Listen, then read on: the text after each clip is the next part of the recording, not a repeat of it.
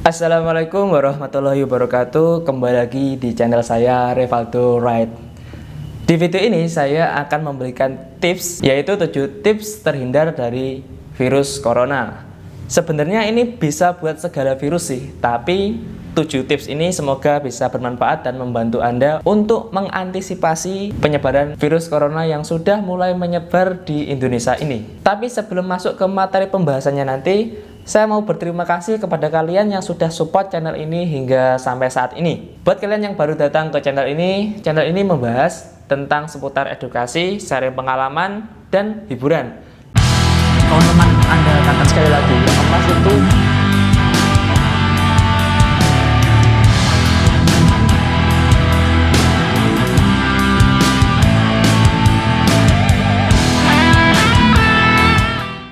yang pertama, cara mengantisipasi agar kita tidak terkena virus, khususnya virus corona ya, yaitu mencuci tangan menggunakan sabun, atau kita bisa menggunakan dengan hand sanitizer atau antiseptik ya. Kita tahu bahwa tangan ini adalah bagian organ tubuh yang paling aktif bergerak. Ketika kita minum, apa yang kita gerakkan? Tangan.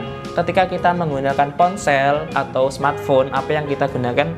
Tidak lain hanya tangan. Ketika kita berjabat tangan, kita bersalaman, yang kita gunakan juga tangan.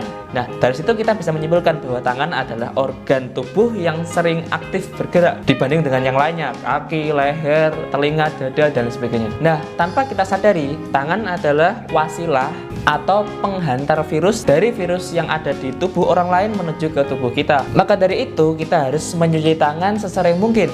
Sesudah dan sebelum makan, sebelum dan sesudah kita jabat tangan, mungkin sebelum dan sesudah kita bersuci atau buang air kecil, buang air besar, dan lain sebagainya. Dan jangan pernah menutupi mulut ketika kalian batuk.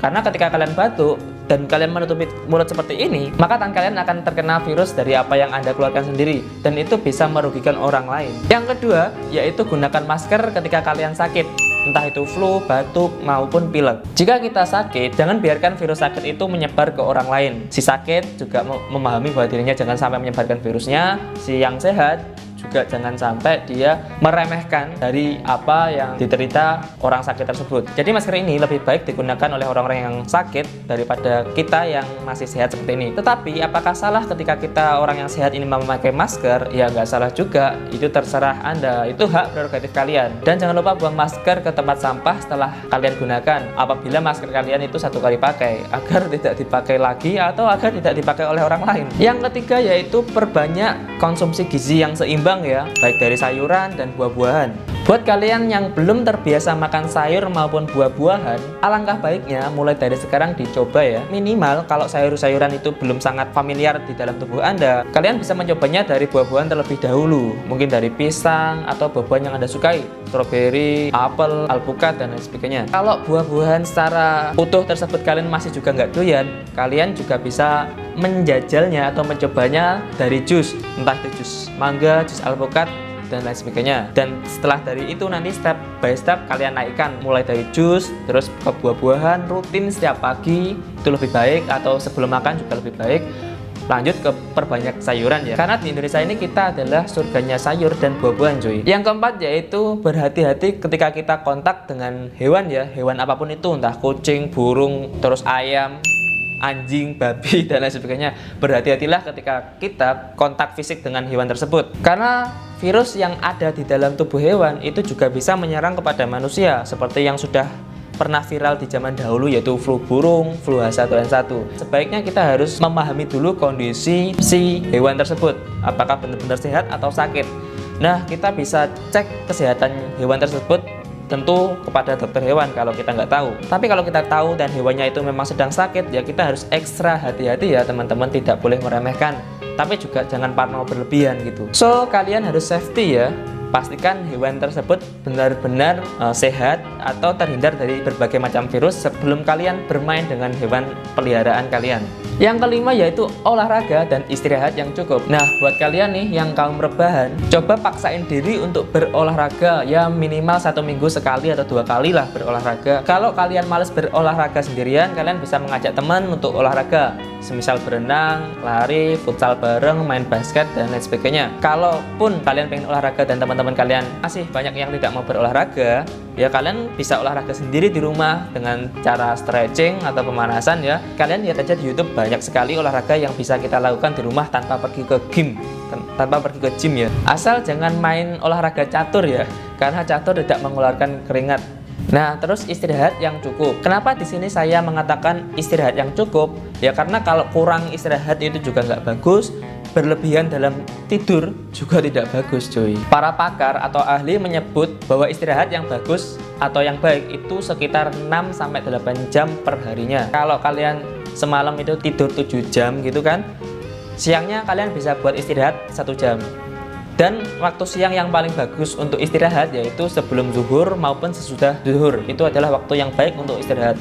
Beda ketika kalian beristirahat setelah asar atau sekitar jam 4, jam 5 kalian tidur. Nah, ketika jam tersebut kalian tidur atau beristirahat, yang ada bukannya malah segar bugar kembali, tapi malah justru capek atau kelelahan. Nah, itulah waktu yang salah ketika kita tidur. Dan juga tubuh itu kurang baik kalau kita forsir secara berlebihan ya. Kita paksa terus bekerja juga nggak baik. Karena tubuh juga memiliki hak, yaitu hak istirahat dan hak untuk diberi makan.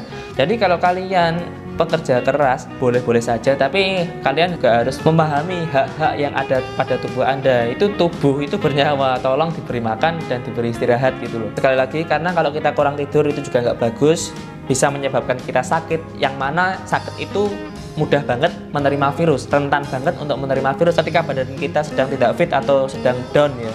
Begitu juga ketika kita berlebihan dalam istirahat, itu juga nggak bagus karena menyebabkan kita tidak produktif dalam sehari-harinya. Yang keenam yaitu jangan mengkonsumsi daging mentah ya, atau kalau kita suka makan seafood yang mentah, kita bisa menguranginya. Kecuali sudah ada hasil lab ketika kita makan tersebut, maka kita dijamin aman.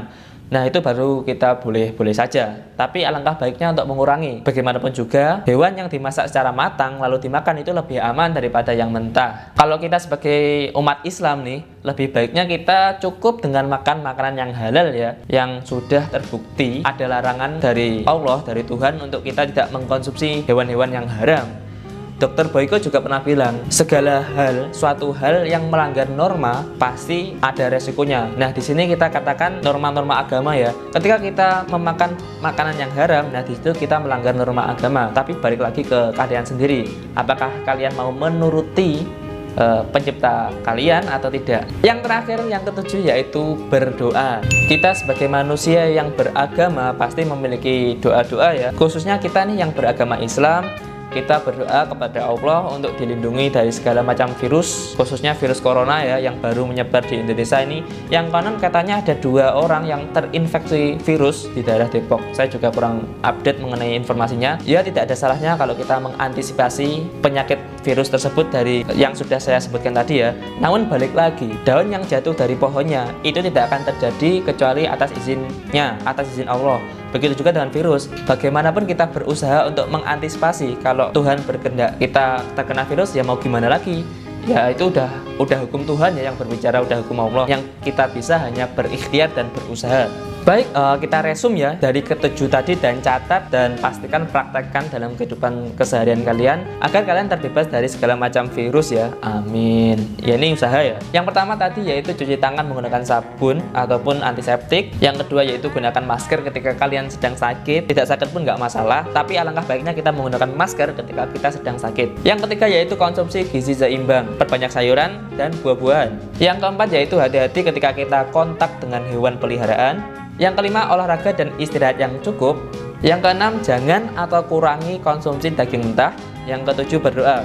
Nah, ketujuh tips ini semoga bermanfaat buat kalian. Apabila video ini bermanfaat buat kalian, jangan lupa untuk support channel ini dengan cara klik tombol subscribe dan aktifkan loncengnya agar kalian tidak ketinggalan video-video terbaru dari saya. So, kalau kalian ingin juga bermanfaat kepada orang lain, jangan lupa untuk menyebarkan video ini ke teman-teman kalian agar semakin banyak orang yang teredukasi tentang tips-tips terhindar dari virus corona ini. Ya, ini tidak hanya virus corona saja, tapi bisa berbagai macam virus ya, tidak hanya virus corona. Oke, segitu saja video ini, semoga bermanfaat. Kalau kalian ada pertanyaan, silahkan tulis di kolom komentar di bawah. Saya Remal Duret, pamit undur diri. Wassalamualaikum warahmatullahi wabarakatuh.